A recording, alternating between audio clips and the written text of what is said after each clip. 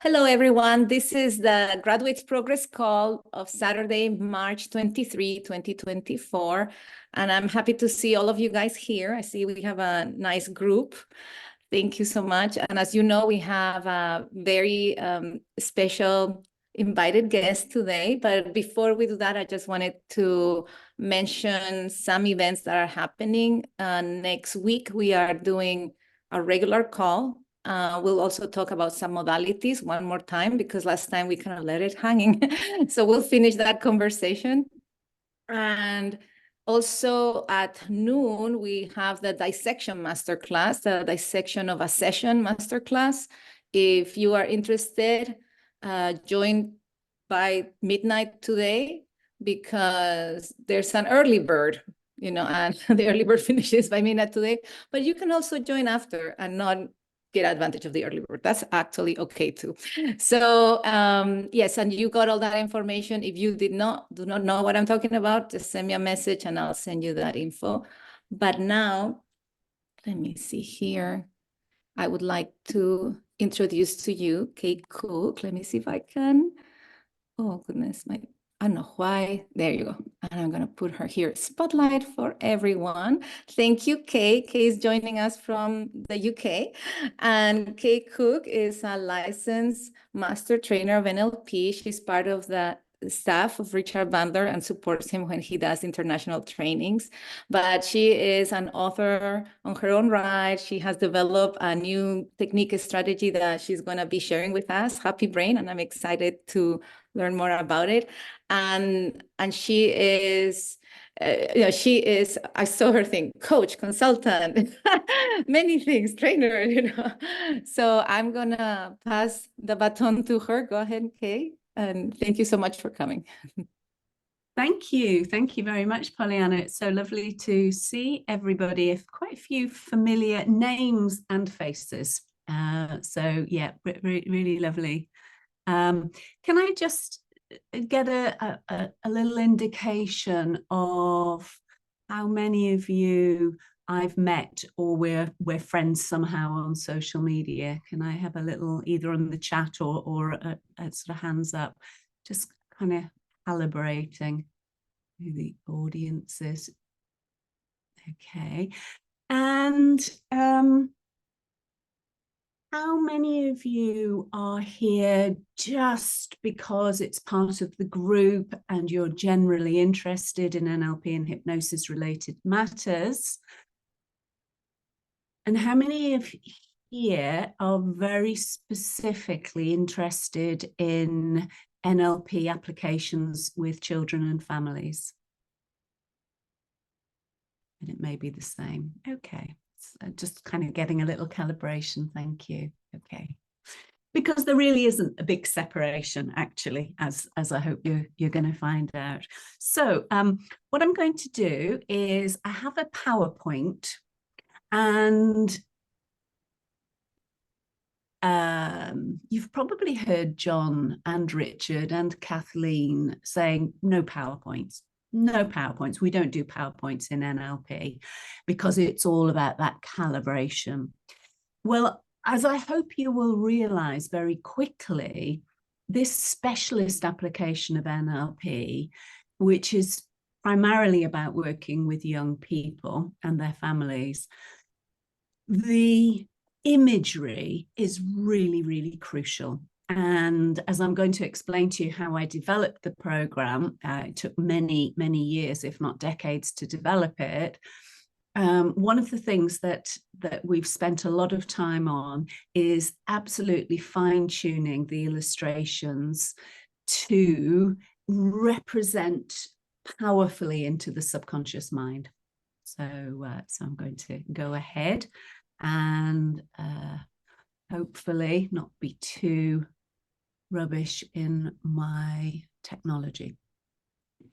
So I'm going to, we'll play a little bit in the PowerPoint, and then we'll stop and have a chat along the way. But basically, I have created a specialist application of NLP called Happy Brain Next Generation Thinking, and it's endorsed by Richard and John. And the people who do my training get a certificate from the Society of NLP as well. And I'm going to explain a bit about the background to that. I myself, as Pollyanna so generously explained, yes, I'm part of the staff. I've been staffing for Richard since, gosh, I don't know, mid 2000s, maybe 7, 8, I think, when I first started staffing. And I'm a master trainer in NLP and hypnosis, and have a whole range of other background things that, if anybody's interested, they're on my website.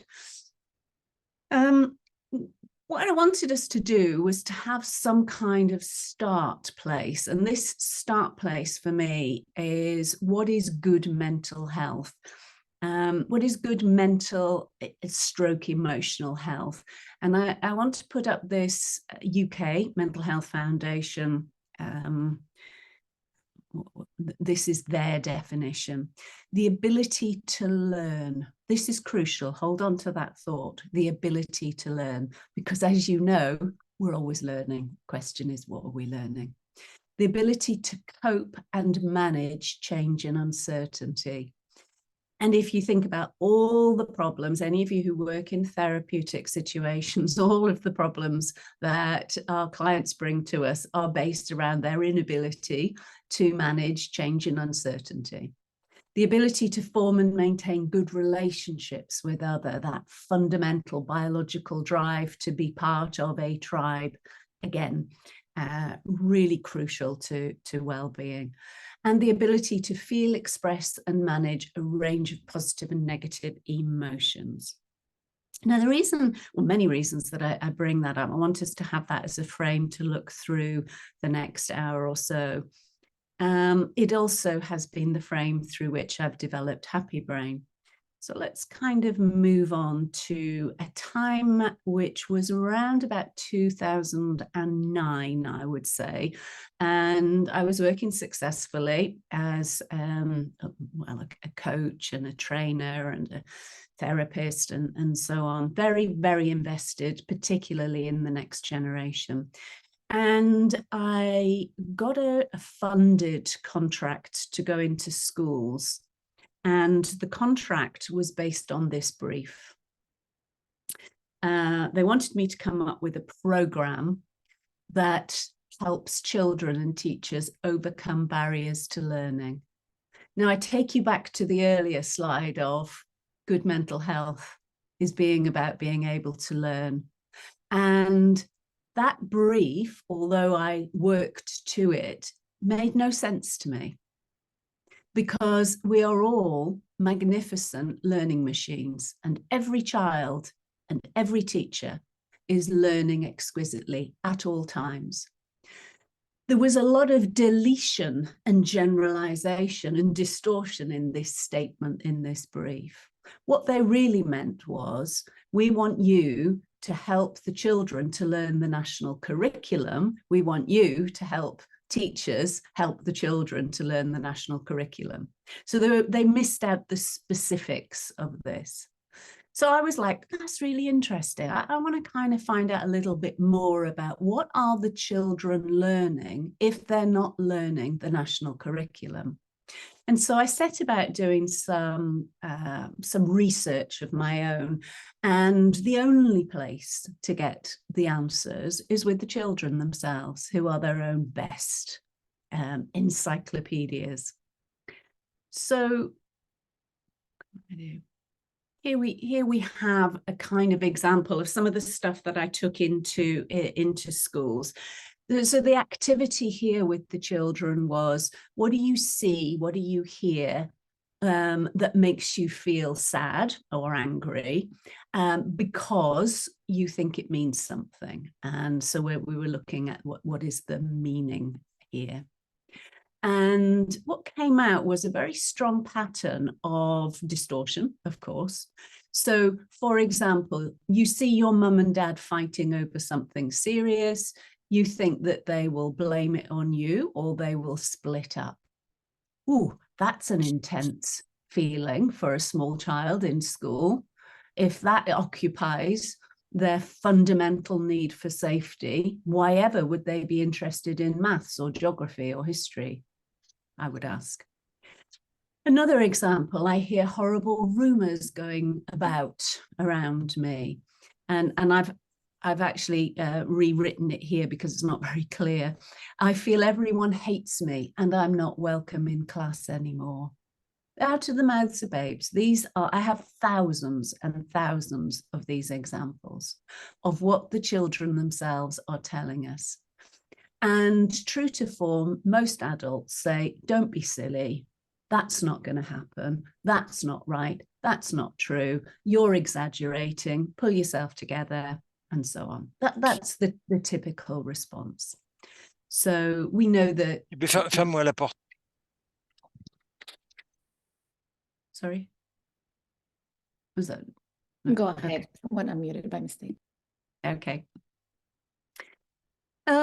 Another activity, I mean, you can, this is primitive happy brain material. This is, you know, way back decades ago, but we had these little images of happy faces, sad faces, through the 5 primary senses, our BACOG in NLP.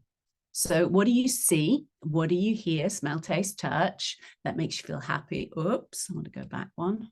That makes you feel happy, makes you feel sad. So we are, as Richard would say, we're taking inventory, we're gathering information. So important. 80% of all of our work is about gathering information.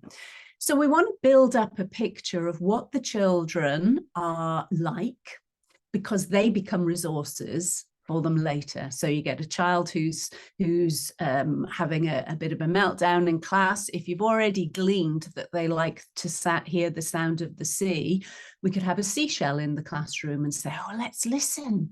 Can you hear the sound of the sea? So we build our resources in place based on what they tell us, not what we think that they should have.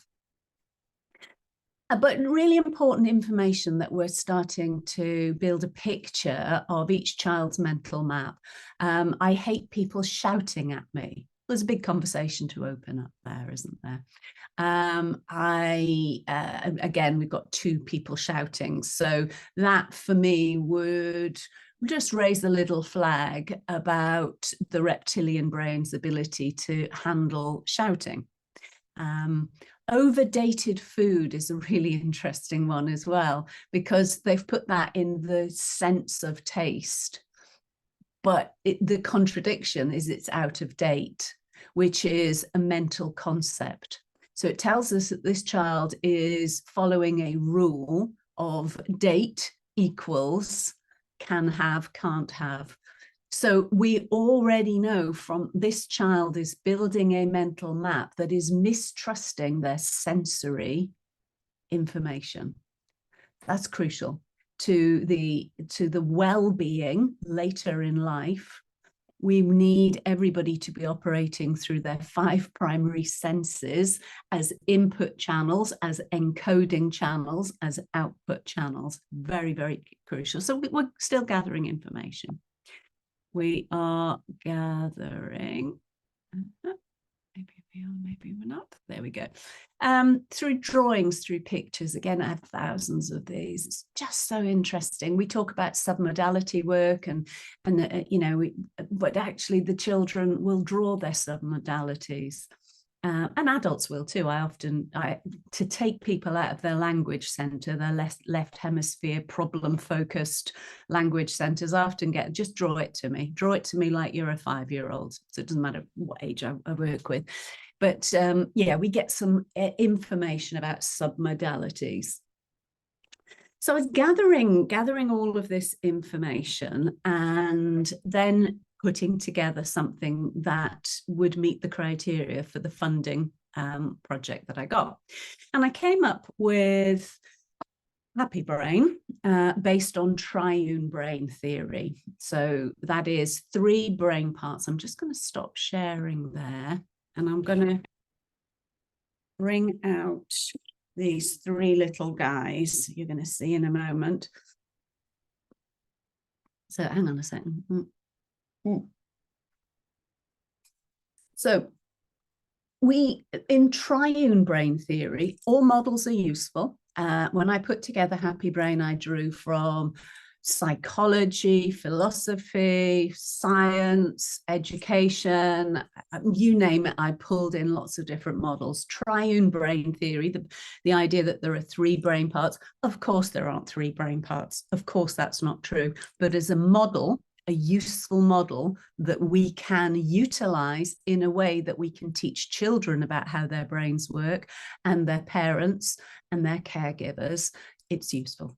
So we start with the reptilian brain, right down at the bottom of the brain. The reptilian brain's primary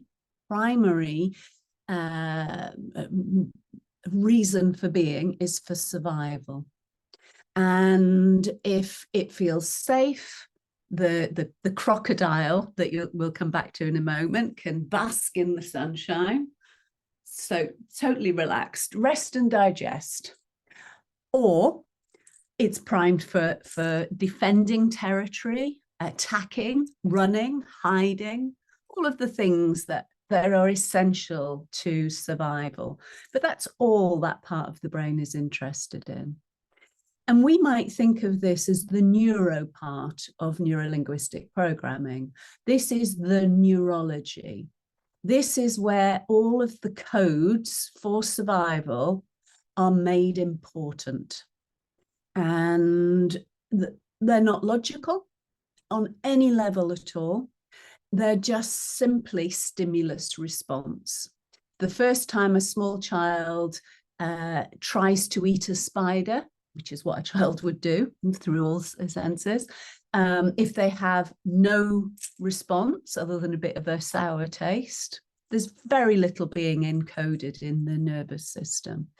But if a primary caregiver screams and shouts, "Oh my God, that's a spider," then that encoding from primary caregiver is so vital that child's reptilian brain believes it is about to die unless it listens to primary caregiver. So the encoding happens here in the neuro part of neurolinguistic programming.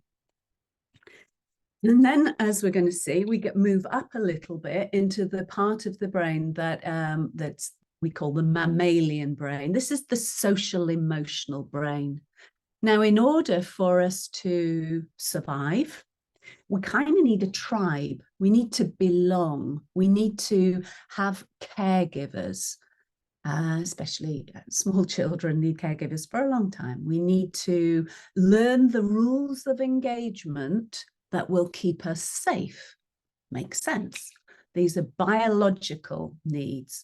So we've got neurology, we've got biology. Biology is safe in a tribe until you're ready to leave the tribe, go out and find your own tribe and reproduce. That's all it's interested in.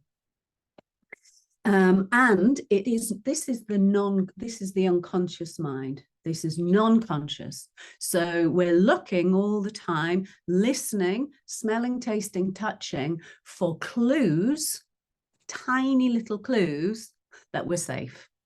So long before the language centers come on board, long before language, a child needs to be able to calibrate very quickly whether or not there is any danger in its environment. And that's vital for us to stay aware of, absolutely vital.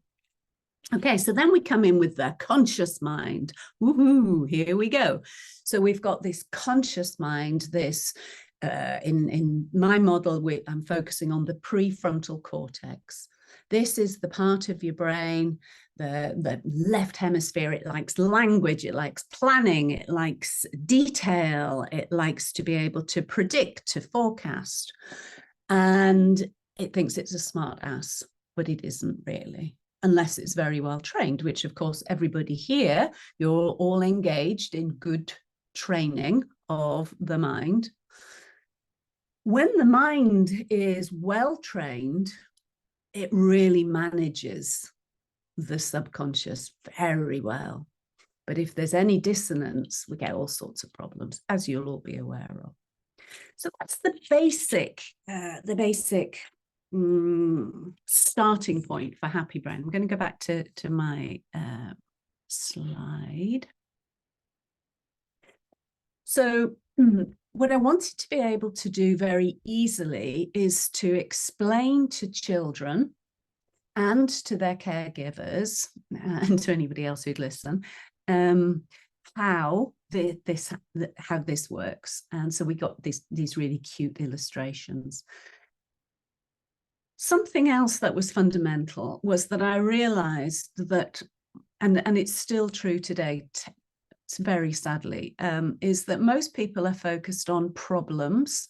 Most people are focused on how to deal with stress and how to deal with survival reactions in the world. And we don't necessarily focus on thriving. And even that, playing the long game of what would it be like if you thrived for the whole of your life, doesn't seem to be a social narrative. So in a classroom, when we have very reactive kids, and I'm using the classroom example, but actually in life, when we have survival reactions, the whole brain is fragmented. Very little is happening that is going to be helpful to that organism other than to stay stuck in survival. What we are looking for in happy brain training is indications of stress, because that's great. We can work out what's the prime mover here. Do we go for logic? Do we go for settling the reptilian brain, deep breathing, one of the other techniques? Or do we go for some kind of connection, oxytocin, that gives a bonding? And convert it into a thrive brain. And this is where the easy learning of the national curriculum and other things happen. Ironically, the easiest of all learning happens when the brain is in survival, but it's learning how to survive. And what was very apparent in the work that I did for many years in schools was that all the kids who were the most problematic, they were learning how to run with the leaders, how to tell lies, how to get attention, because they were in a state of survival. So I came up with this specialist application of NLP, which, in conjunction with Richard and John. And it was based on 3 principles: neuro-linguistic programming, the simplicity of neurology, the resilience that comes from changing the programs in the emotional brain, and the clarity from organizing good thinking. And to help people understand this, we teach how the nervous system works. And those of you, this probably is very familiar to, you can instantly think about, obviously we need to check medically that there's not a reason for these stress reactions, but by and large, they can be reverse engineered. So, when the pupils are enormous, that's a great indicator that the brain, reptilian brain, is looking for any indication in its environment. It's hypervigilant, taking in lots of information. One way to overcome that, and anybody who does EMDR or IEMT or any of the eye movement desensitizations, we use lights. What do you do when you put a flashlight into the brain, into the pupils? You restrict the pupil. You already begin to reverse engineer that signal of hypervigilance.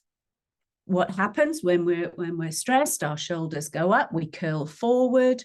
And we know instantly that when we teach people to reverse engineer, first of all, become aware, oh, hang on a minute, my shoulders are up, oh, I'm leaning forward. What do I have to do? Because it's all about self-responsibility. Let's open up, let's drop the shoulders down.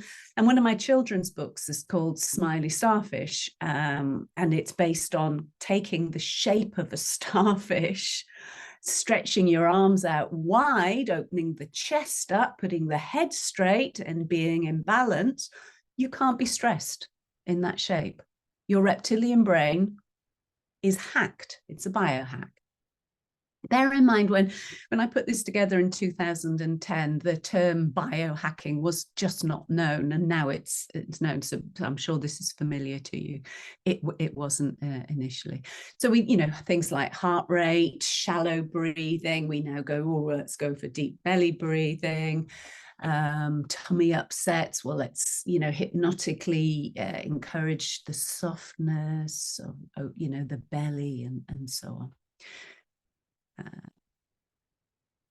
We're also remembering how the nervous system has mapped this through time. And all that tells us is how they have created a neurological map to date. It doesn't tell us what they're capable of, it tells us how it's happened to date. And it's just a reminder, very important in teaching people, whatever you practice, you get good at. Repetition, repetition, repetition, neural pathways love that, or intense emotional chemistry. So the metaphor in my training is we get green flags and red flags. The green flags are that tell our brain what we want more of. The red flags tell our brain what we want less of. We look at the resilience part of the 3 principles that comes from programming, and usually reprogramming, unprogramming ways to build good emotional connections. Something that we've seen a lot of since COVID is the lack of trust, social bonding trusts. What did COVID do? It closed up the face. During COVID, I ran a lot of online programs, and one of them was to teach people how to have lots of different types of smiles under their mask, because energetically there was some resonance that came from other parts of the face or the body, because we were encouraged not to get those social clues. Again, this is part of the training, is to teach people what are emotions. What are they? They're electrochemical signals, and they tell our brain what's valuable. They make it accessible. They motivate us towards and away, and they are a way for us to communicate without words. And you'll all be aware that the incongruence that comes across the vocal cords of somebody says, yeah, right, versus, yeah, I'm great. There's a really big difference. And the emotional state is the giveaway of that. So we're looking at what we need to reprogram. A quick one on this is what we call the 4-box matrix. And I'm sorry, I had a coffee just before I joined this call. Very thirsty. So here's an exercise you can do very quickly yourself. If you draw this 4-box matrix, there's 2 lines, and you first of all tune in to the center line here, your autonomic nervous system sensations. The autonomic nervous system is the part of your central nervous system that you can influence without judging it, without analyzing it in any way. Just feel into your sensations. So above the midline would be kind of get up and go energy. Below the midline would be calm down and rest energy. No judgment, no comparison, no analysis. This is just for you, tuning in to how your autonomic nervous system is performing right now. So as I said, I've just had some coffee. I'm a little bit dehydrated. I normally only have coffee in the morning. I'm now having a coffee in the afternoon. That really lifts me up. So I already know that I'm somewhere up here right now. So so you just kind of go, okay, yeah, that's where I am. I'm going to go here. And then we look at the horizontal axis, and we go, okay, so if this is the emotional calibration scale, what's the feeling that you have from an emotional connection point of view? Are you feeling a bit agitated, a bit frustrated, kind of the emotions and that you don't really like, you want to get away from? Or are you feeling some, yeah, gimme, want to move towards? Without judging it, without analyzing it, this is a snapshot of one moment in time. It is not you. There is no generalization here. And then so I'm going to put myself, say, here. You just make a little mark in whichever box you are in. And that's a useful calibration of where you are at now, because what we also want to be able to do is teach people to move 1 centimetre to the right, wherever you're at on this map, 1 centimetre north, 1 centimetre south, 1 centimetre to the right.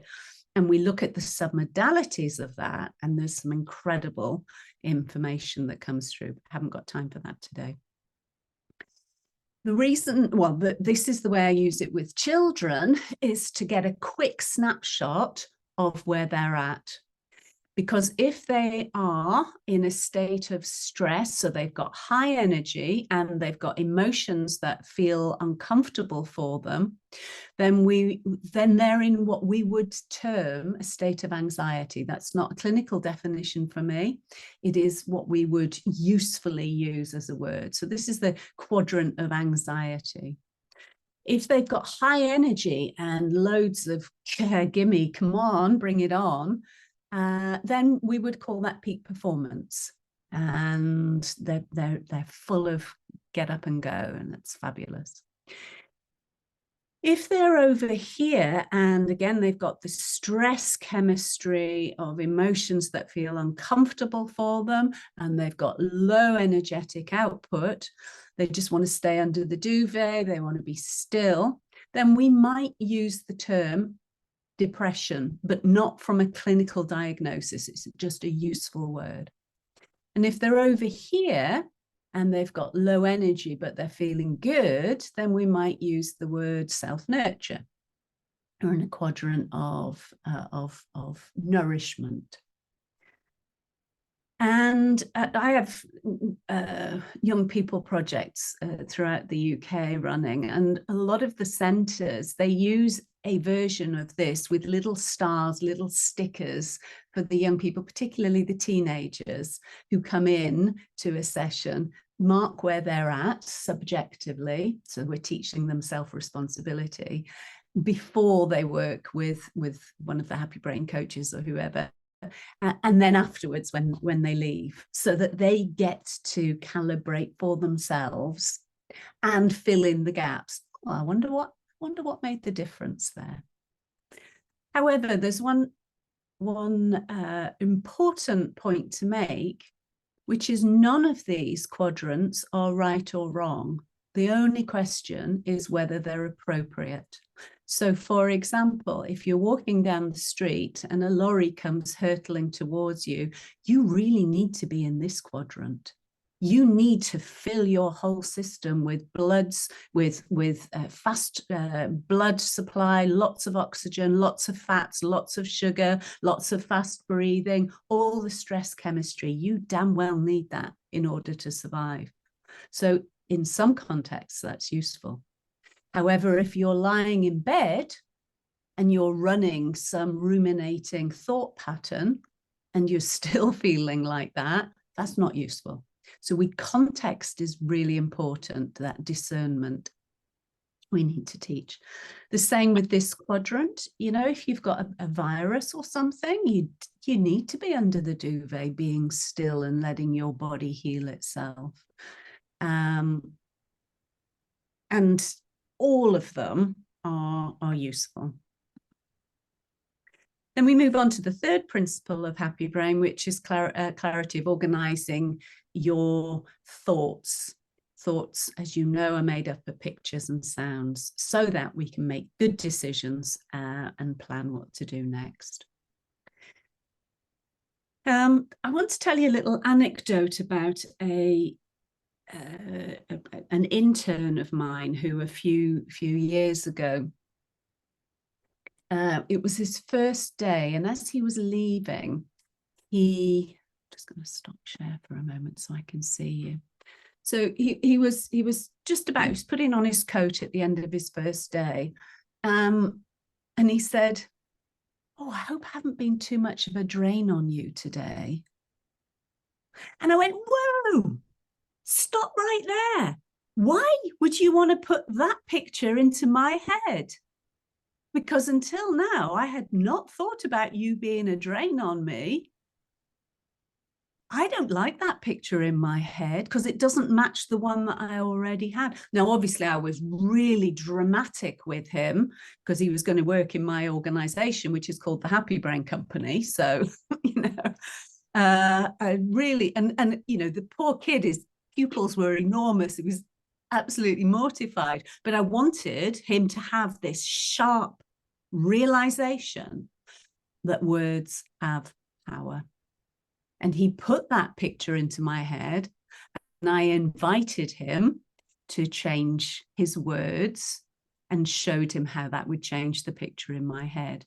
Poor kid, I think he was about 20 or something at the time. He didn't know any better. That's not his fault.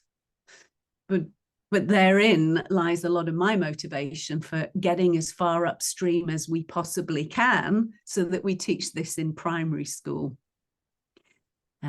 The impact of words. So that was what he came up with. I want us to have a look at some so-called clumsy words. You're all familiar with that, and we indoctrinate each other. We say things like, "Oh, my friend John said you're a piece of shit." Well, we all know as hypnotists that if you put something in quotes, and you can embed a message, it can be done clumsily, carelessly, and can cause a lot of unhappiness. And so the more precise we are in our awareness and our practice of good linguistic skills, the more we can drive the pictures inside people's minds and the feelings. And for example, where their attention is, aren't you worried that you're going to get ill again? Aren't you worried about that? Which might seem like a nice social bonding, empathetic, concerning conversation. But, oh, you're really wanting to put that in somebody's mind? Handle with great care. Words carry honest emotion. And I always listen. In fact, I listen all the time for what's the song that's going with somebody's words or phrases, and I always listen for that. Anybody who's seen Happy Feet, the movie, with the penguins have their song, and I always listen for what's somebody's song that sits underneath their words. And it might be something like "It's not fair," but that is carried through on the vibration and the combination of words. We identify like-minded people with our words, people who bitch and moan group together, and so this is social bonding. Okay, there's a benefit to that, but bitching and moaning about other people is not good for anybody in the long term. We'll leave it at that. We orientate people. I've left that as usefully, but it should be unusefully through time. So next time that happens, are you going to be worried about it? What's the purpose? What is the purpose of directing somebody's attention? So you get the idea here that words can be very harmful, but not for us, obviously, because we know what we're doing. And the imprint here is for us to build thrive pictures inside people's minds. And the glorious technology of NLP and the deep knowledge of how hypnosis works enables us to do that. But Being aware, as Richard always says, means you have to be listening to what you're saying and listening to what you're thinking and being aware of the pictures that you're making. And, you know, that may mean moving the pictures from an unresourceful place to a resourceful place, etc., etc. But being aware of this in happy brain terms, in the happy brain work with children and teenagers and their families and their caregivers, is the hardest bit of all, because working with the children is really easy. It is so damn easy to work with kids, but they go back into the environment or the system, the family system or the class system that either created the problem or maintains the problem. And so in my work, I very, very rarely work with children on their own. I 99.9% of the time insist on working with as many of the family members or significant caregiver members as is possible. And the gloriousness of being able to use hypnosis means that I'm talking to a child. No, I'm not. I'm talking to the adults. And so around the back door, using all sorts of hypnotic techniques, linguistic techniques, including metaphor and analog marking and spatial anchoring, etc., I need to get messages into the caregiver's mind so that the system changes. And I came to that a bit late. I spent many years just working with the kids and then thinking, oh, that was great. That was a super session, you know, child tested, everything was on course for a thriving child. And then they'd come back a couple of weeks later and it was all undone. And I think, oh, how did that get undone? That's interesting. Soon found out. And still on the prefrontal cortex principle, clarity, one of the first things that we do in NLP training, NLP 101 practitioner level, is we talk about well-formed outcomes. And we all know that's what we do, isn't it? We say, okay, so what do you want? We say it to any client. You ask ourselves, what do you want? How will you know when you get there? What will you see, smell, touch, taste, do? How will you know when you're there? What will it look like? Make those submodalities bigger, brighter, step into it, associate, dissociate, feel the we can do all of that. How can we do well-formed outcomes with little ones? Because they're A, not capable of creating them, and they're overridden by the well-formed outcomes of the adults. So that's where it gets really complex. And again, we have to look at the playfulness. Happy, but in the technology I'm talking to you about is all about play and creativity in ways that let the adults discover for themselves that their image of the future may be different to their child's.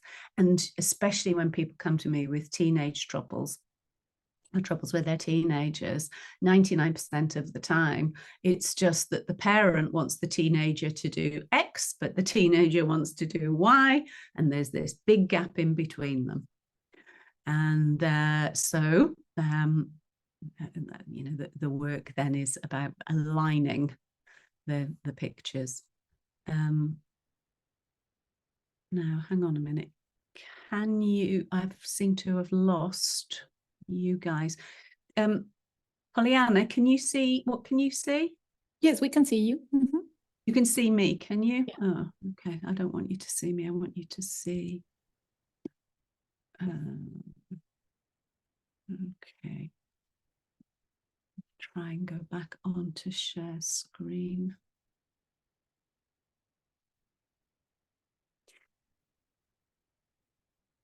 Right. We can see your slides.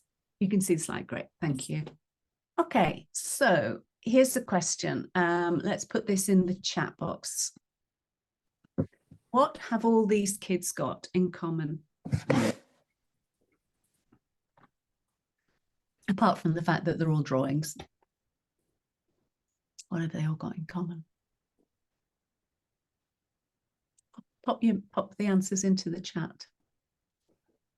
They're all wearing clothes. They've all got emotions. Yeah, they've all got feelings. They're pensive. They've got arms and legs. Great. All have hair. Yeah, all those things are true. But they're all slightly different, aren't they? And even their blood work and their bone structure and their ligament structure and their cellular structure, they're all uniquely different in some way. The one thing that they all have in common is that they all carry an invisible backpack. And in that backpack, you have no idea what exists. You don't know what their fears are, what their beliefs are. You don't know what their neurological mapping is to date. You don't know what their program is. You don't know what they experience at home. There are a whole range of things that you don't know. Virginia Satir's iceberg metaphor is a fantastic model to look at. We're only seeing the output, the tip of the iceberg. We're only seeing the behavior, but we don't know what sits underneath it, that big structure. We don't know what's in their backpacks. And that's true for all of us. However many people we've got on this call today, we're all carrying an invisible backpack. So one of the games, because this is about play and creativity, one of the games that I created to have meaningful conversations, gather meaningful information, and make some fast squash change work was through something that we've termed the basic needs. Anybody who's got my Happy Brain book will see that there's a chapter dedicated to this, and in the training there's a module based on the Happy Brain basic needs. And so what we do with the children is looking at these illustrations, help them to understand how important these are. And I'm going to run through them in a moment with you, but also to help us to map what may be missing at this moment in time. So, for example, nutrition.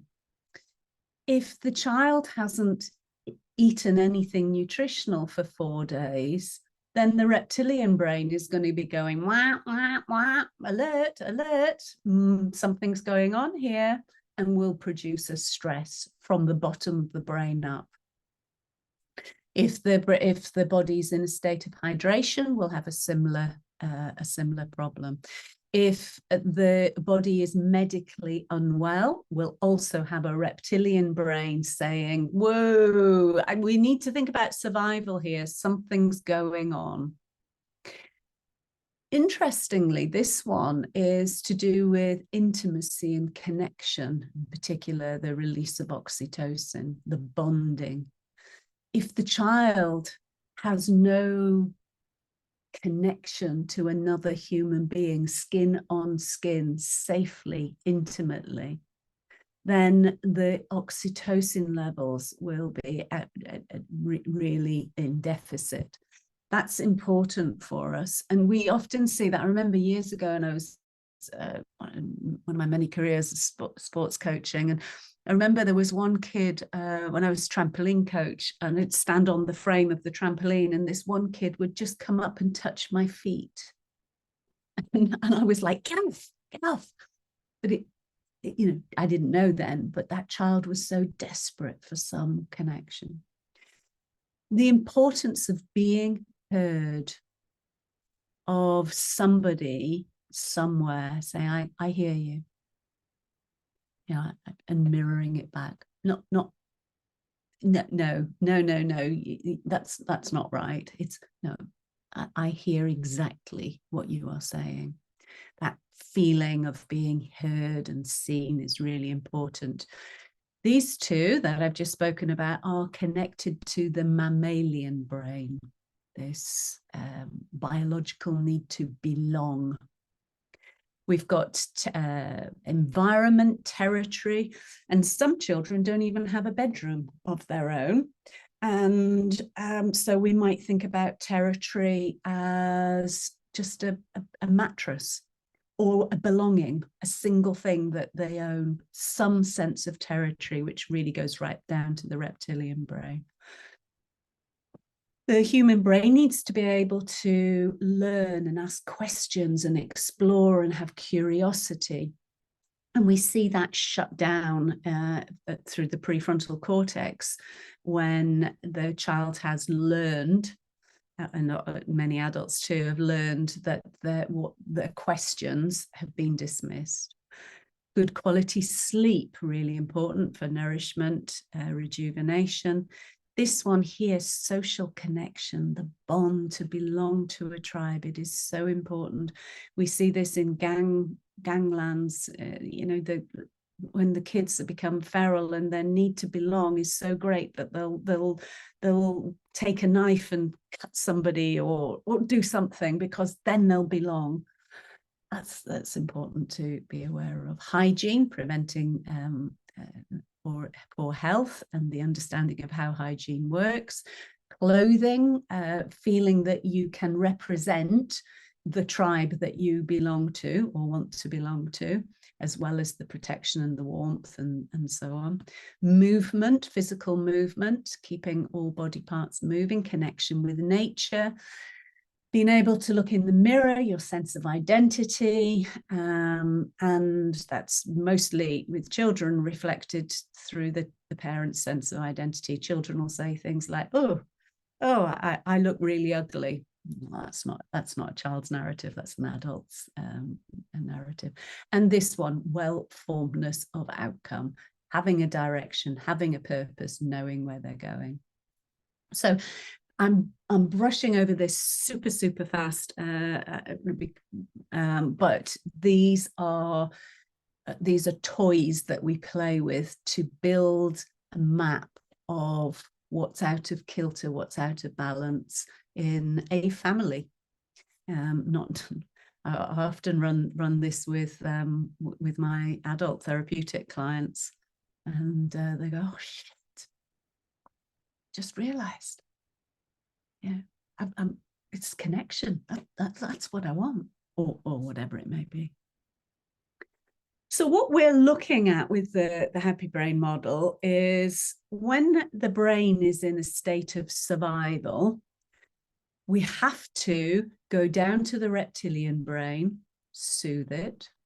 That may be the whole range of techniques for biohacking, get the reptilian brain online again, and when that's soothed, then we can move back up through the emotional brain, and then we can get clarity of thinking.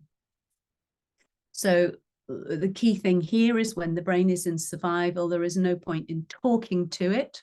There is no point even in trying to do some emotional regulation balance. You've got to go right down to the very bottom of the brain and get that autonomic nervous system out of survival. When the brain's in a state of stress, we've got loads of strategies, loads and loads of strategies.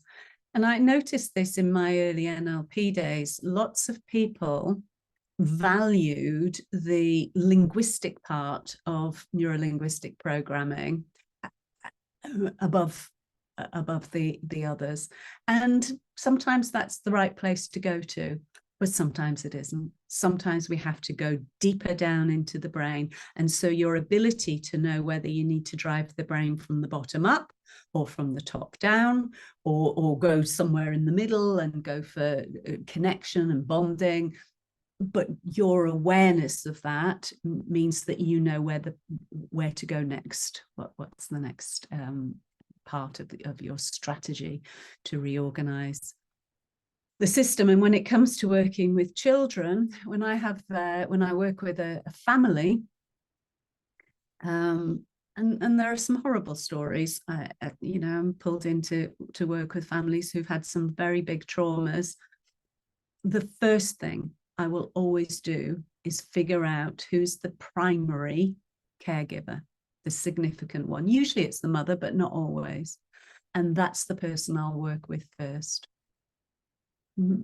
Until that primary caregiver is stabilized within a system, there is no point in working with anybody else, because that primary caregiver will be the biggest influence on the neurology of all other family members. Again, I'm shooting through this, I realize, but I wanted to draw your attention to neurological levels, the Robert Dilts model you're probably aware of. And I have categorized it in my Happy Brain model, so that we're looking at the environment, the behaviors, the capabilities as belonging to the reptilian brain, the patterning, the encoding. And we're looking at motivation and the beliefs and values as being mammalian brain oriented, and the higher level sense of identity, the narratives, the opinions, the judgments, and where your attention is to past, present, future, long goal, whatever it might be, that belongs to the prefrontal cortex. So again, we're getting precise about where we begin our work and where we're moving to next.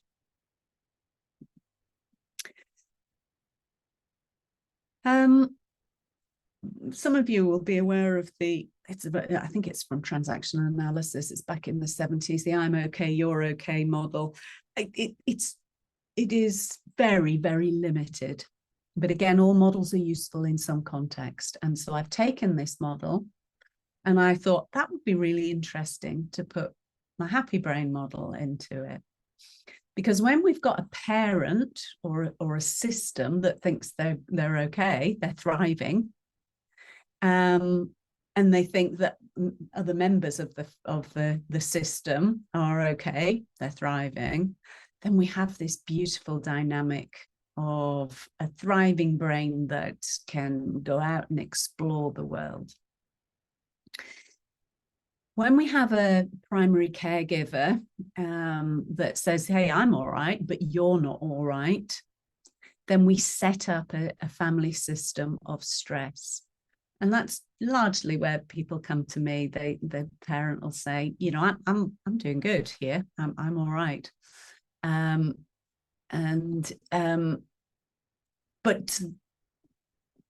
it's the child. But it's the child. The child has the problem. I have to test to see, actually, are you really okay? Because there's something out of kilter here, because this is my goal. I want everybody in the system to feel that they're okay and they're thriving. In extreme situations where particularly a parent, you know, is having some meltdown, some big disaster, and they are really struggling to survive, and the kid, I've done it the other way around, but the kid's not, or the children not, or the system's not, that's really disastrous, and it requires a great deal of therapeutic intervention. Largely, I don't talk in Happy Brain terms about with using the word therapy. Largely, I talk about coaching, because that encourages people to think about thrive coaching, moving towards thrive. But when we get down here, we're really looking at therapeutic interventions. So we might be looking at a whole range of very specific requirements to get the stability back into the family system. And again, we've got this mirror. So we've got one person okay and one person not okay. So we've got a stress system.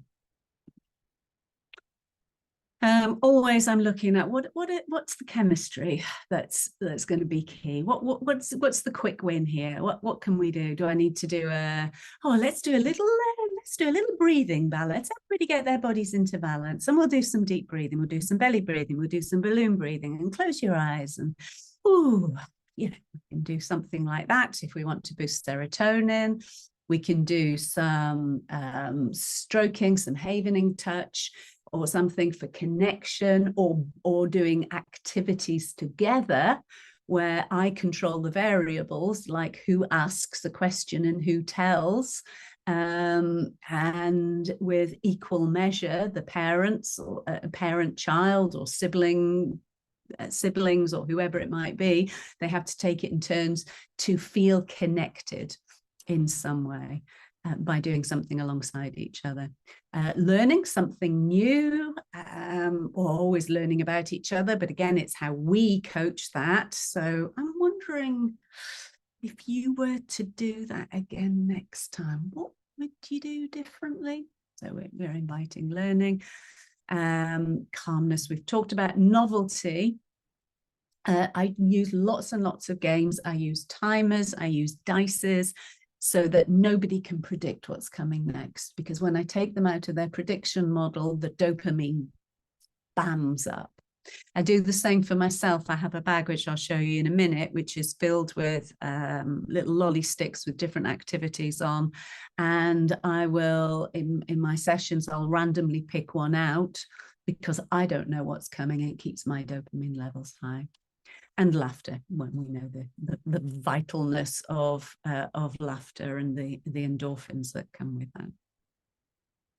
So I'm going to stop now and take your questions. Woohoo, I'm not. But what I wanted to do, that's a little bit about the program that I run. Anybody who's interested in anything I do, there's a QR code. You can take a photograph of it, and it'll take you to my I don't know, Linktree, I think it is now, some fancy technology thing. Or my website is thehappybrainco.com. And I'd be very happy to hear from you. Yeah, if you want to join my mailing list, then message me, email me, and I'll send you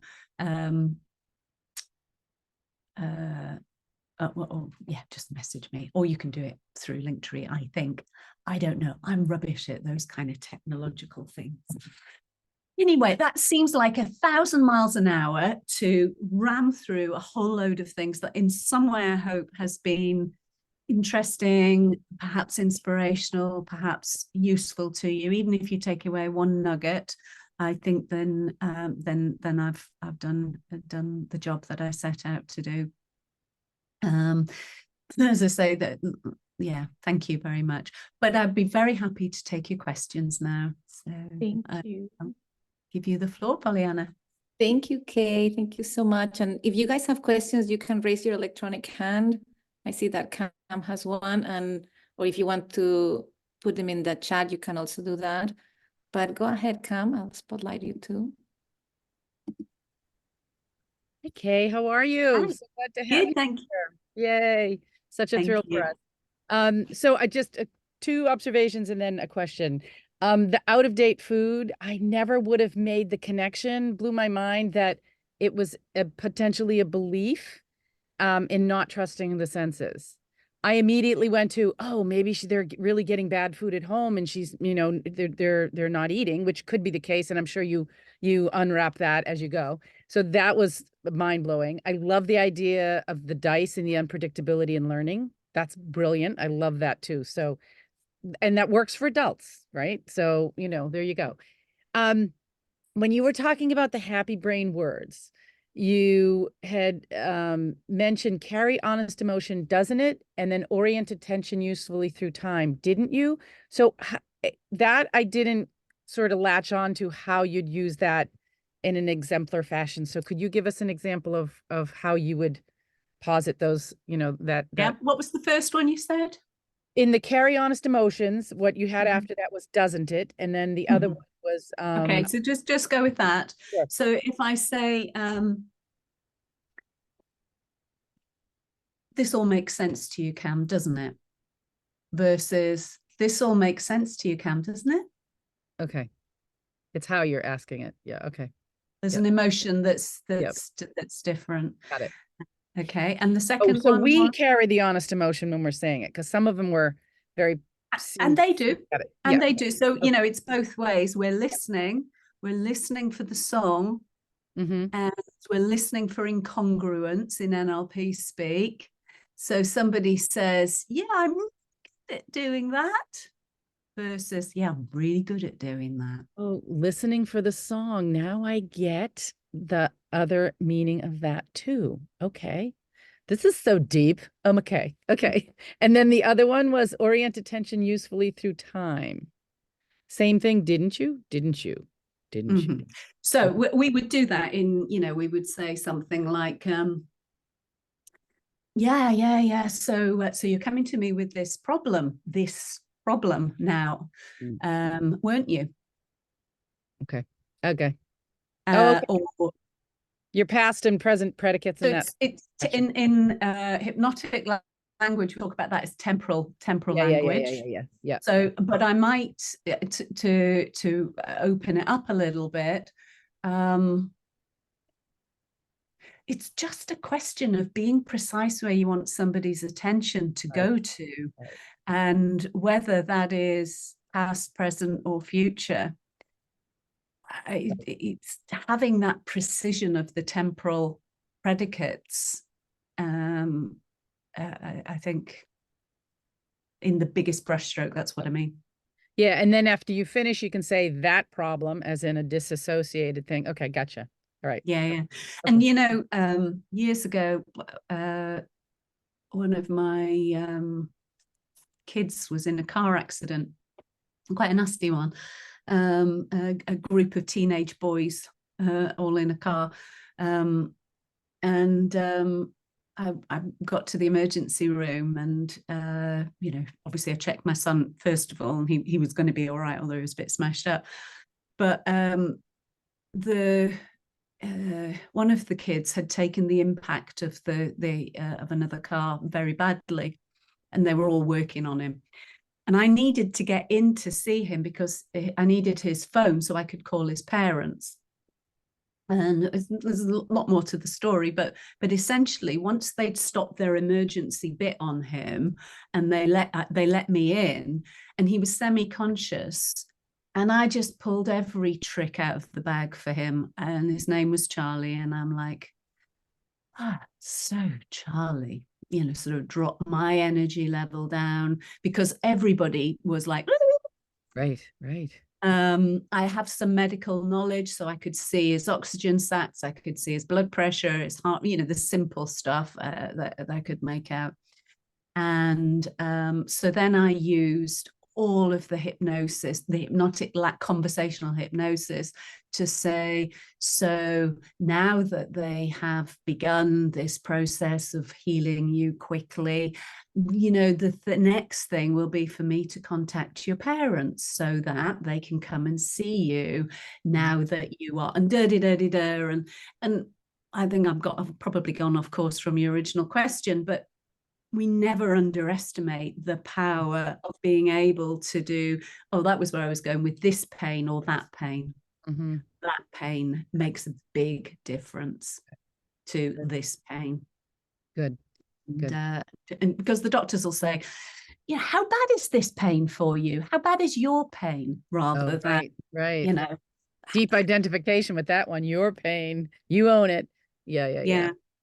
And also, I in my emotional scale, I don't know if I showed it to you or not, but in the emotional scale, I put 10 as being brilliant in somebody's future, spatially anchored into their future. I put 1 as being sad or angry into their past. Every image you've seen on the screen today is orientated very specifically to work with their subconscious mind, because I want, even when we come to, I do a model with red flags and green flags, I have the green flags in the future, the red flags in the past. That's contrary to the medical way of measuring pain, because they go, how bad is it? Let's go, the higher the number, the worse it is. And I was like, that's not working with their subconscious mind in a helpful, useful way. Right. Right. I just want to show people in the book, Kay goes into, nice descriptions about all the pictures that we saw before. So you get a nice little rundown of everything. It's awesome. Thank you. Thank you. Thank you. Thank you. Thank you so much for your time. This is awesome. Awesome. Awesome. Thank you, Kay. Very good. And I don't know if anyone else has another question. You guys can raise your hand. There was a question in the chat with Drea. I don't know if she's not able to come online, but she was asking about when you were talking about working with a primary caregiver first before engaging with the child. And I think she wanted to know, like, if there's anyone, like if it's a group, a family, I mean, I imagine you work with a family or group, like, do you work with the caregivers first, like the primary caregiver and the other ones as well? Or how is it that you're approaching it? I think you only talk about the primary caregiver. I don't know if you can expand on what's our next steps. I think that's what she's asking. But I can't give you a single answer because it always depends on the scenario, the situation, the people involved.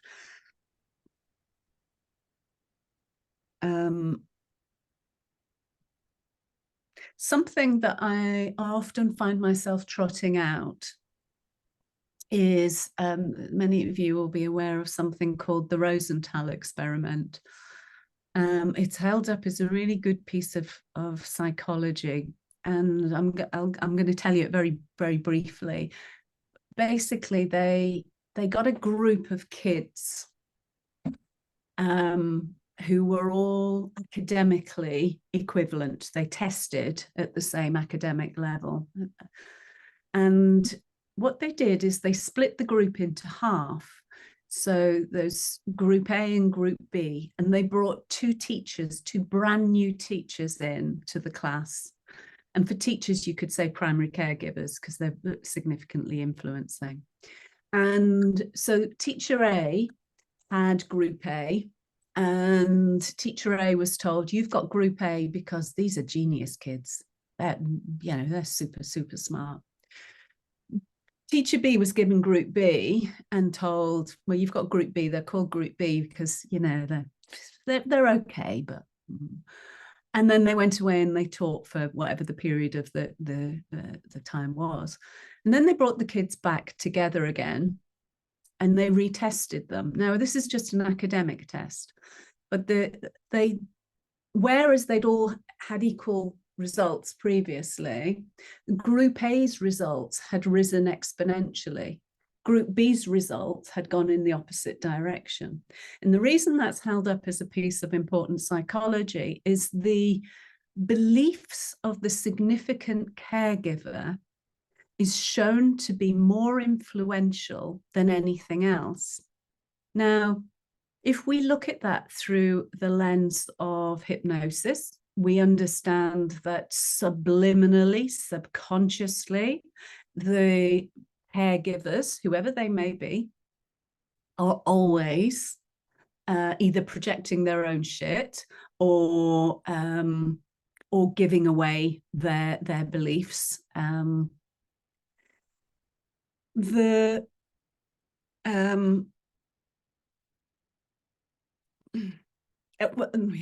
just so many places to go with that, but it's really vital to bring into awareness your beliefs will have a huge influence on the outcome of whatever it is you want to have happen.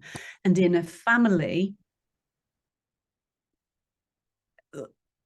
it's very difficult to, it's not difficult, it's very complex, bringing to awareness the limitations of the belief system of the parents very often, that in turn are creating a problem with the child. I'll give you an example of a family I worked with, where the child had been molested by a babysitter. And frankly, the child got over it. we did some work, the child got over it, but the mother could not let it go. And so the mother obsessed and obsessed and obsessed and was looking all the time for evidence, more evidence and more evidence that there was deep scarring. And it turned out that something from her past that she hadn't let go of, and and it goes on and on and on. And so working with the mother was first in my mind. Yes, the child had a tough time, but small children, they're pretty resilient. We can come back to reprogramming or helping them to make sense of what has happened. But the parent was the one who was going to make that into a lifelong trauma. And that was where I would. I don't know if that's answered the question in any way. But... Thank you so much. No, that's a great insight. Thank you, Kay. Okay. And I see okay. that Jen. Oh, sorry. Stefan, yeah. Stefan, can you wait for a minute? Oh, Jen no problem. Thank you. And Jen Gosnell, go ahead.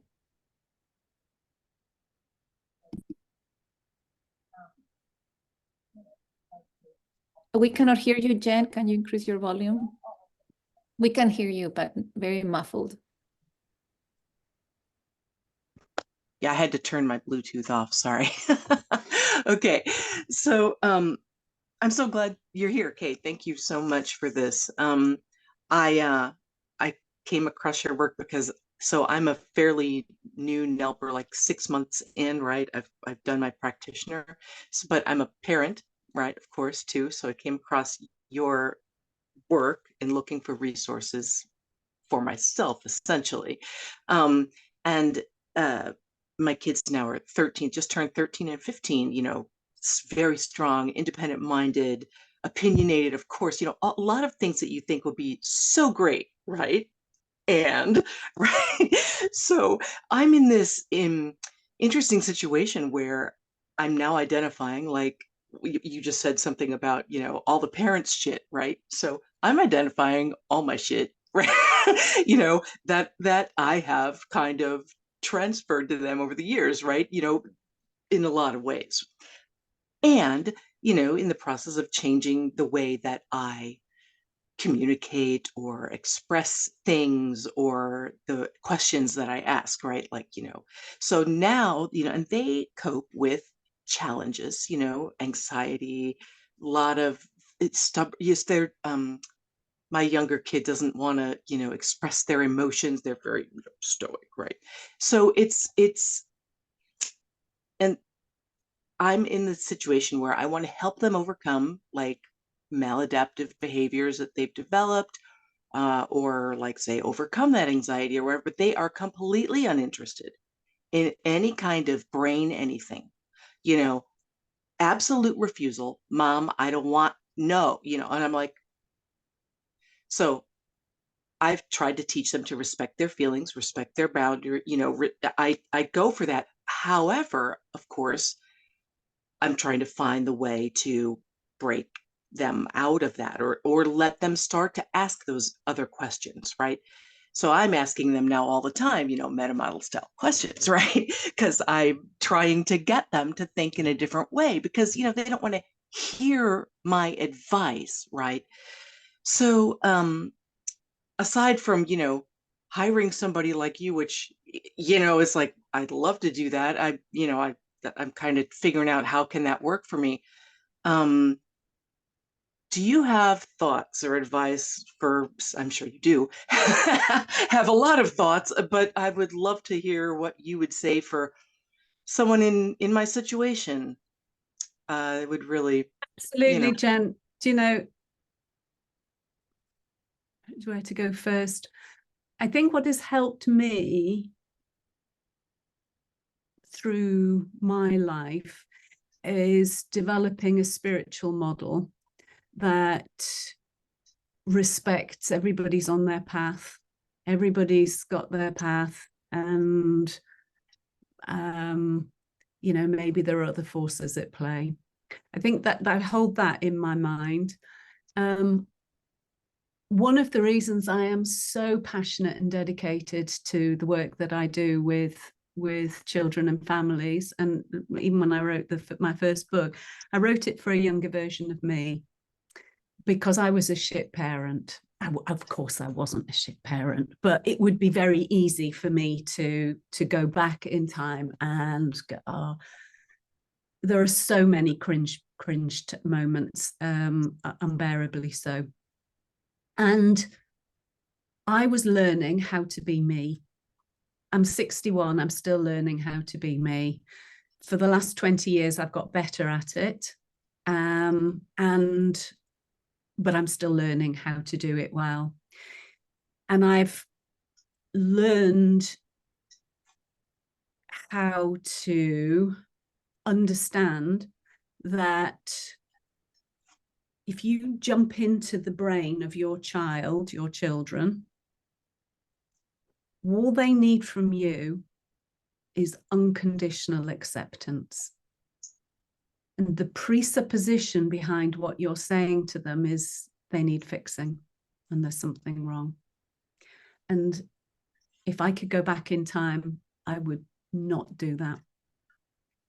And I did it, you know, my kids, but I wouldn't, because if you jump inside their reptilian brain, they need to get their safety, their bonding, their unconditional love. They need to believe they are absolutely perfect as they are, without question. And whatever they choose, you know that they'll figure it out. If they fall down, they'll learn how to get back up again. If whatever, that's what they need at the territorial reptilian brain level, at the bonding level, is I am unconditionally seen and heard, respected for who I am. Combining with that, you've got all the hormones of teenage years firing off, unpredictability. It's a scary time for the reptilian brain, for the nervous system, because 1 minute the hormones are saying this, the next minute the hormones are saying that. So we've already got a state of stress. You've also got biology working against you. Biology saying, your parents are shit, leave the nest, go find someone else. That's biology doing what it does really well. And you've got you and your, you know, you're suddenly going, oh my God, oh, there's a bit of me reflected there. Oh, you know, what? It's a perfect storm. So if you strip it all away and come back to a couple of real basics here, which, and the NLP presupposition is nobody's broken, nobody needs fixing. Come back to that place first of all, and just go inside and find a way to be okay with who you are now, who you have been. And you make a decision in that 4-box matrix. You make a decision every day to move across to the right side, to work on your thrive. And I guarantee you that it will have a positive effect. When I did my first hypnosis training a long time ago, and my kids, primarily I think I did it for to try and hypnotize one of my difficult children in particular, and they did that. They're like, no, don't you speak to me like that, no. And they were right. They were right to be territorial.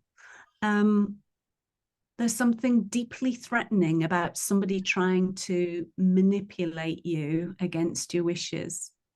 So my job is, and it's interesting because again, we can go off into other areas, but when I teach NLP, I'm at practitioner level, I will only put my name on a certificate.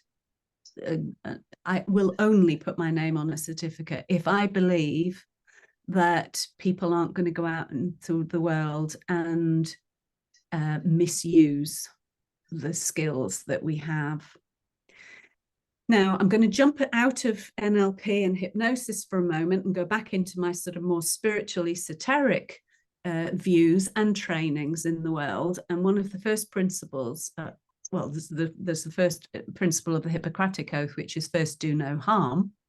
But also on a more esoteric basis, unless somebody's asking you for help, you don't offer it. Unless somebody's asking you for advice, you don't offer it. That's tough. That's taken me a long time to sort of regulate. And even then, sometimes I think sort of plow in with, let me help you. But the intention's good. But Jen, being a good mum is about playing the long game. 10, 20 years from now, what do you want? You want to feel calm and relaxed. You want to enjoy your children, however they are, whatever they do, whatever they've chosen. You want to feel the heart resonance with your children, and you play the long game for that. And the world, the social engineering, the social narrative is built around consumerist society that says everybody is broken, everybody needs fixing, and guess what? Here's the solution. I'll sell it to you. You know, if you can just say to your children, that sounds tough, but I know you've got this. I see that in you. I see in you, you have hours you do not even know about yet. And if you ever want any help, come and ask, but you've got this. When you can say that, I mean, you're really, really empowered. I don't know if that helps you, but that would be my sort of answer. Thank you so much. It's great. Thanks, Kay. Thank you, Kay, and yeah, thank you, Jen, for that question as a mom. Totally, thank you for that response, Kay. And now, Stefan, I'm gonna put you in the spotlight. You can unmute. Before I talk, I'm sorry, it's my reptilian behavior. So yeah, when you were talking about the rose on tail experiment, are you talking about this experiment they did in a university, something like that? When the carer has a bad pupils, I will say, and each of them has a number, and he thought that was the QI number, and then in fact that was the school box number. Is it this story? And then that's why because there is this story of this teacher who has the worst pupils, and in fact probably the organization put him with these bad pupils, and what's happening? He has a list of the name with the number in front of the name, and that was in fact the box where they put, the bag inside, and he thought that was the QI of the children, and that's why at the end of this experiment he teach them better than the others because he thought they were clever, and they become cleverer than the other one. Is it that story or a different one? I don't think it's the same one. It's easy to look up, Rosenthal, and so it's easy to look up. But yeah, I mean, psychology is filled with wonderful experiments, and yeah, it's just you find the one that kind of fits for you. Yeah. Yeah, sounds very interesting one. Another one is I like the usage of the balls, because they erect my laughing endorphin or hormone, because from outside I was strange to see that as an adult. I mean, do you understand? Well, when you say as an adult, I just, what I do, I work in organizations, I work in the corporate field, I work in education, I work in the therapy world. I do the same stuff everywhere, just wrap it up differently. Okay. And the most vital part of being successful and getting the results is being childlike and being playful and curious. Because it's those attributes that that somehow humanize what we're all about. So you talk about the child. I think, you know, attracting the you know, embracing the child within you. The child, you know, if we think about what's the most accelerated learning period of all of our lives, is birth to 7 years, when we are largely imprinting. And what happens is the brain is generally in an alpha theta brainwave. So it's a slow wave, suggestible brainwave. It's the brainwaves that we induce in hypnosis, hypnotic brainwave. So that's where we learn fastest, when we're like children, when we're curious. You know, a toddler will go up to a spider, as I referenced earlier, and go, oh, that's interesting. And they'll pick it up and they'll smell it and they'll taste it and they'll pull it apart, because they don't know what it is. If you give Kathleen Laval, there's a lovely example of you give somebody a piece of paper, give an adult a piece of paper, and they go, oh, which way up? What do you want me to do with it? Shall I write on it? Do I draw it? You know, where a child doesn't do that, a baby doesn't do that, a toddler doesn't do that. They're just like, wow, there's millions of things I can do with this paper. So there's something about being childlike and curious in our work, and playful and creative, that not only is wonderful for our own neurochemistry, but it's contagious.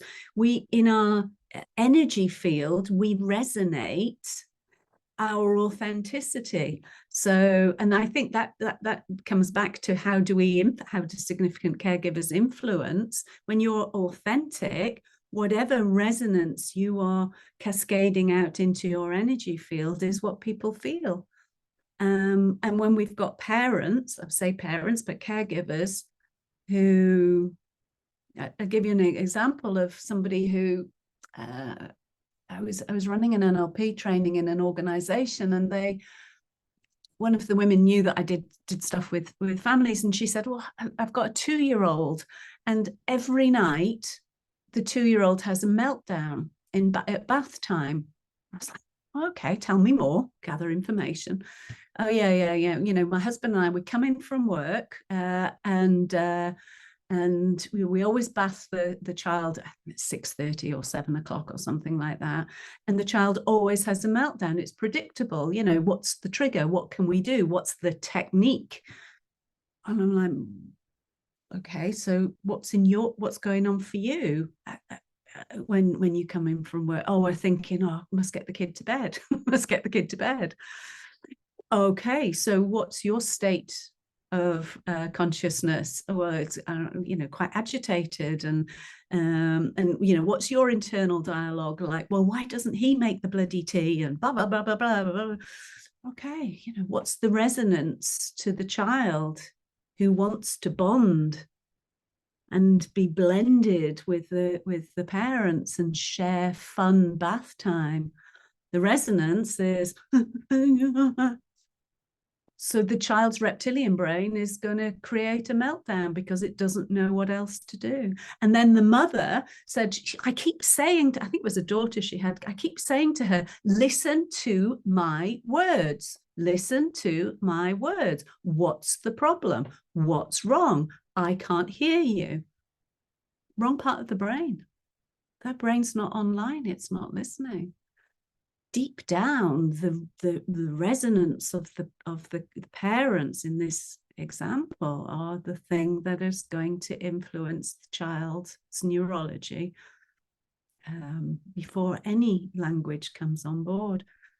And that's why I believe so strongly that, I mean, Richard Bandler was so far ahead of his time, but the time is now that people understand the difference between our neurological mapping, our biological markers, chemical signals that we call emotions, and the way that we create thoughts with sounds and pictures inside our minds, the linguistics. Gone off track again. I do apologize. Thank you, though. Thank you so much. Okay, so I know that it's 10:30, and we told you 90 minutes. We do still have a couple questions. I don't know. It depends on you, Kay, if you want to stay or not. Yes, I'm good for a short while longer. I'm expecting my elderly parents any moment. So when they arrive, Okay, I'll then stop. you'll be leaving. But one quick question about your 8-week program, and I would love to have the QR code so I can put it in the email and share with people. Is that like, do you have set dates for starting those, or is it like an online program? We tend to run them on set dates every now and again. We've got another set of dates coming up, but I also if I have a group of people, I'll run one bespoke, especially. And occasionally, like at the moment, there was one person who really wanted to do it. She'd missed the last batch and she couldn't wait for the next one. So what she's doing is just learning by watching one of the recordings of a previous one. So there's always flexibility. Okay, so, and I'll share your email for everybody, if that's okay. You mentioned like they can contact you directly, right? Yeah. So, okay, great. So I know that Patricia, you had a question. Was your question answered already? Or do you want to ask it? You're muted. I've just put the QR code for my link Okay. tree, I think it is, into the chat box. Thank you. It wasn't quite, because I'm now talking about people who are in their 30s. And I had one child who was autistic. So what do you do when you have a child who actually does need help? They do need fixing. And now if you subtract back 30 years, our whole way of thinking was completely different in 1990. But from the time he was 2 or 3, he was in speech therapy, he was in play therapy, he was in occupational therapy.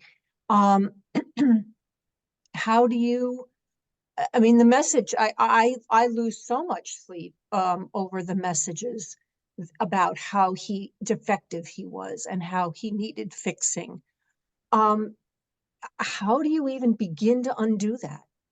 Because that is his core belief about himself, this basic shame. I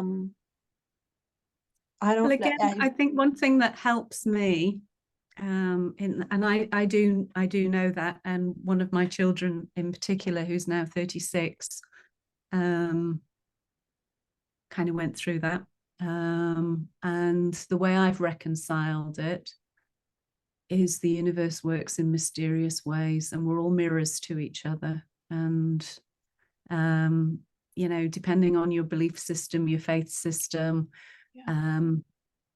if you can find a story that makes it work, like, for example, that soul has chosen to come and teach you something really valuable. I don't know what that is, but you know, in shamanic terms, we often rewrite the story in a way that is useful and helpful. It comes back to, again, one of the NLP presuppositions, which the behavioral presuppositions, which is everybody's doing the best they can with the resources they have available to them. And that is true always. Every decision at that moment in time is the right decision. You can't undo any of those decisions. If a child has only ever known being fixed, being course corrected, it's interesting, I work with a family. I've worked with them for very long, many decades, with an autistic son who's now an adult. And he's still being course corrected by the family. That's the system he works in. It's all he knows, and he's okay with it. What would you do differently, Patricia? What would you like to do differently? That's a really, really good question. I I think that rather than he was seriously bullied, as kids like that tend to be. And rather, I never felt like I could fix everybody else. And so I worked really hard to teach him to keep a low profile, and just when he was around the perpetrators, not in general, but when he saw those kids, he kept trying to fix it with them. I wish I had just called out the bullies, and I wish I had defended him more. I mean, I did defend him, but not in that way. And I wish that I had listened more. I grew up in a family where I don't ever remember, honest to God, if 57 years, ever remember having a conversation with my mother that was two-way. I don't ever remember feeling like she was heard, like I was heard. And I know that my younger kid will say, "You never listen." And I'm like, oh, yeah. So what would I do differently? I would take a deep breath, and I would try to have with what I know today, that nobody's broken, nobody needs fixing. And I would find him a better environment to grow up in, a better school system. I thought I had carefully picked one, but I didn't do it. I mean, I did a great job, but I should have moved him out sooner. Here's the thing, Patricia. Let me just it's also serious. Piece of paper. I'm gonna just draw.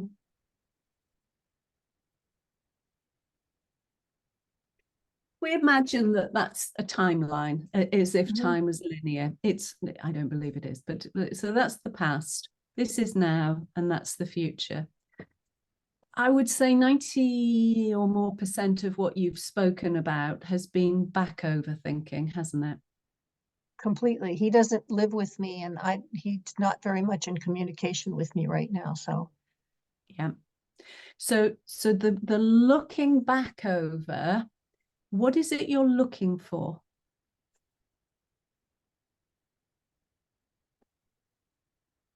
that's a really good question.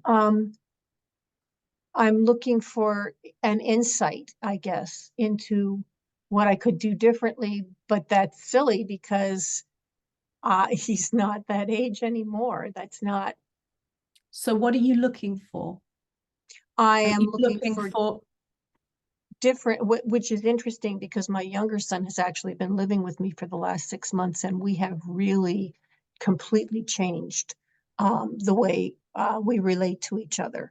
And so I would like to have an opportunity to connect with my older son the way I had when he was really, really small. And so I know that it's in there, and build a different relationship with him now. Okay, so now, so you're looking back over,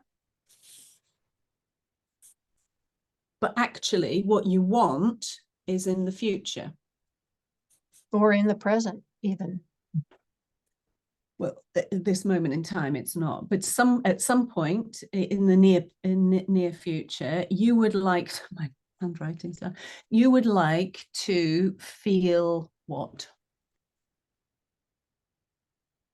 I would like to feel bonded and connected with him, and I would like even more than that for him to feel loved and accepted, and feel like the beautiful, funny person that he is. He is incredibly smart, but that's not the feedback that he got. So I would like. I'm just going to stop you there, Patricia. Just for the timing on this. What you want is to feel bonded to him. You cannot have a request for him. Correct. Got it. You can't do that. But you want to feel bonded to him. I also hear, and I'm jumping in and filling in some gaps because this isn't a therapy session, right. that I also hear that you want reassurance that you were a good enough mum. And I've never met a mum on the planet who didn't want that. That's a sort of a universal. I never hear anybody saying, "Hey, I was a great parent, me." They just don't do that. So you look back and you're searching, your brain's searching for something, and that thing that you're searching for is stealing your present time, and it's stealing from your future. So if in some way, I mean, there's some healing work to do, and perhaps that's, perhaps you can do that or get help for that. There's some healing around. You did your best. You absolutely did your best. However, what do you want is to feel connected to your son. You want to feel that bonding love. Now, with your NLP head on, you have some skills, or people who can help you to sit in that place where you are connected to him. Do the visualization, have him brought close to you, visualize yourself hugging him, visualize yourself just being bathed in the blissful nature of your heart-to-heart connection with him. And I guarantee you, if you do nothing other than that, things will change. Because you have to change the energy of, in the quantum field, you need to change your connection to him. Right. And it needs to be how you want it to be and not how it has been. Right. And that sort of answers the question about, time being linear, that if he's in Michigan and I'm in Connecticut, like we're nowhere near each other, but we can be. Absolutely. Absolutely. Thank you. Thank you, guys. And thank you, Kay. I know we had one more question. I don't know if you have time. Yeah, I think so. My parents are arriving at some point. Lawrence, I saw your hand. And I have to tell you before they come, it's so interesting because my mum has dementia, and it's such a blessing to get to know the child in her. And it explains everything. Really interesting. It's always good information in everything. How do we live, our experiences? Yeah. Okay, so Lawrence, are you still here? Yeah. Yes, I'm here. You go ahead, talk. I cannot see you. So, this morning was really moving. I just wanted to say thank you. You've worked so hard and dedicated so much of yourself, and it really shines through. And I just wanted you to know that. I appreciate your hard work, dedication for your own growth and how you're helping others. It was such a beauty, no sales pitch, no ego. It was all, it's all just beautiful and straight from your heart, and it's appreciated. Thank you. Oh, that is so beautiful. Thank you so much for that comment. Sometimes I lose heart. I lose hope sometimes because I look around and I just so thank you. It's overwhelming. Yeah, no, I get it, and I appreciate that perseverance. Thank you. No, it's been a very interesting journey, and people, I think it's very easy, again, in this context of people who are NLP trained or hypnosis trained, it's very easy, isn't it, to look around and go, well, what does she know? Well, I have some pretty horrendous backstories, but that's not relevant. It's not relevant to what we're doing today. It's a bit like Patricia was, you can look back over. We can do that, but we've got to do it with precision, to go in like one of those machines and pull out the bits that are really helpful, move the arm across, dump it into now, alchemize it, and then play it forward. That's the job. Right. Yeah, you're like a musician who plays by instinct and ear. It's not work for you. It's been work to get here, but the work itself it's just a part of who you are, and that's obvious. So thanks. Thank you very much. I really appreciate it very much. And Catherine, quick before her parents come. And Catherine is in the UK. Ah. Okay, that's nice. What I wanted to say, thank you very much. For example, I was expecting you were talking about children and all that, but it went above that. And I found out so many answers to my questions, like a mother, like a partner, whatever it is, to go back into myself, to my child that maybe needs things that, I didn't consider. But looking back to my past, finding out what were the things that have been holding me back, how I was, understanding who was the dominant carer and how she has affected the person I am today. So thank you very much for opening up, not only from, only that part, which is very useful, to understand even our past and our present and our future. So thank you very much. It was very... Thank you, Catherine. I think it reminds me again of, we have to build the model that works for us. And there is no one model that fits everybody. And, this isn't about children. It is about the process of living as a human. Successfully, and even success means so many different things to different people. So, on a higher plane, on a higher level, what is your soul here to do? What is your soul waiting to flourish with? And yes, you might have had layers put on you and constructs from the world around, or the family of origin, or whatever it might be. The really important thing is, what are you going to do with those moments that you have left on the planet? And I do a lot of timeline work, and I think a good question is, go to the end of your timeline, and you're going to the pearly gates or wherever it is, and look back at now. What do you thank you today for having done that makes the journey the best it could ever have been? And that requires self-responsibility. It requires you to play the long game. It requires you to listen to the social narrative and decide. One of the shamanic traditions is to use snake medicine, and Sachamama medicine is about shedding your skin all at once and moving on. You don't look back.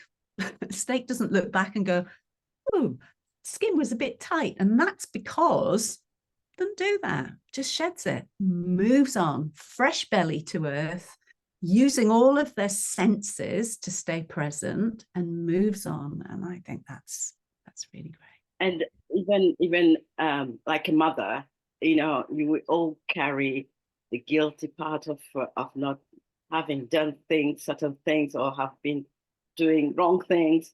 Even that one was very helpful. And now, as you said to Patricia, just leave the past and just renew yourself with the present and start all over, like if you're on a new page, and connect with our children. So that was a very helpful advice. Thank you very much. Oh, thank you.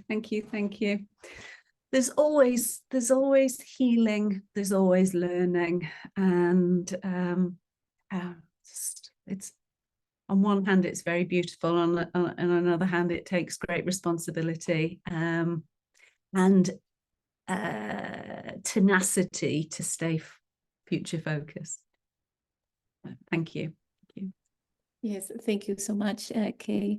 I do like this emphasis on, on focusing on the future, because like what Dr. Bandler says always, right? The beautiful thing of the past is that it's over. And he says it, and you know, it seems, you know, it is true. And then, you know, you encounter your own life, and then it's hard to apply it.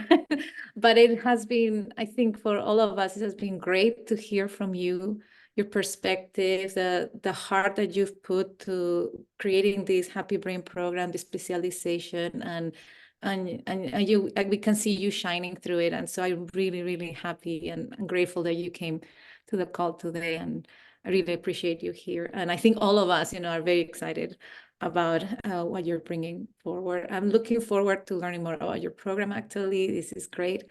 And I know that you live in the UK, so anybody, I know we have a big group of people that are in the UK, you know, and I know that this is great always to find trainers, NLP trainers, master trainers at that, you know, also in the area where you live. So thank you again, Kay. So it's been my pleasure. Always a pleasure to talk to anybody who'll listen, really. Yeah. You know, first principle of, you know, I used to go out into the world and say, excuse me, anybody listening, because I've got stuff to tell you. And then I realized that that's not how it works. So when I'm invited, it's like, it's so exciting. Thank you. Thank you. Thank Great. you. So with that, we're going to conclude the call. I'm going to stop the recording. I'll see you next excellent. Saturday. Remember, You did an guys. awesome job. And so last final things. Thank Remember, you next so week, we're much. going to talk about submodalities. And also we have the session, the masterclass dissection of a session to improve eyesight. Okay, so thank you for that. And I'll stop the recording. See you next week. And now